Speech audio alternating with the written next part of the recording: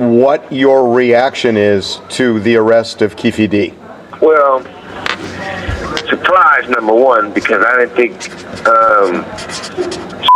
Keefe D would never get arrested. Nor do I want to see him get arrested. You know, let's get one thing straight.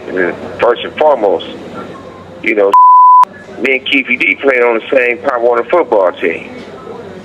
And whatever the circumstances, if he had an involvement with anything, if he didn't have any involvement with anything, who want to see? I wouldn't wish somebody going to prison on my worst enemy. The DA says that Keefe D was in the car with his nephew, and that presumably his nephew, according to the DA, is the one that shot Tupac, and that it was done with the full knowledge of Keefe. Do they have it right?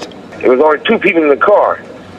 And Pac not going to tell the story. I ain't going to tell the story, but I tell you this. And I never had nothing bad to say about Orlando, because number one, he wasn't the shooter.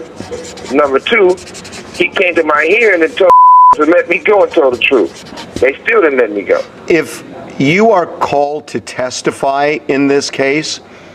I wouldn't be. Why not? Yeah, I wouldn't be. Why not? Well, number one, because I'm not going to get on the stand and testify on somebody for what? They seem to be saying that Orlando was the shooter and Keefe was in on it, that he had full knowledge of what was going down, and it was revenge for Orlando getting beaten up by Tupac and his team at the MGM after the Tyson fight. Is that correct? No. Then who shot Tupac? It wasn't Anderson, so that's all I got to say about that part. To summarize, you are saying Orlando was not the shooter, although you won't say who the shooter was. You are not saying whether Keefe was involved in any way in the shooting. And you are saying that if you're called to testify by either side, you will not comply, you will not testify. Do I have that right? 1,000%. I wouldn't go, I wouldn't testify, none of that.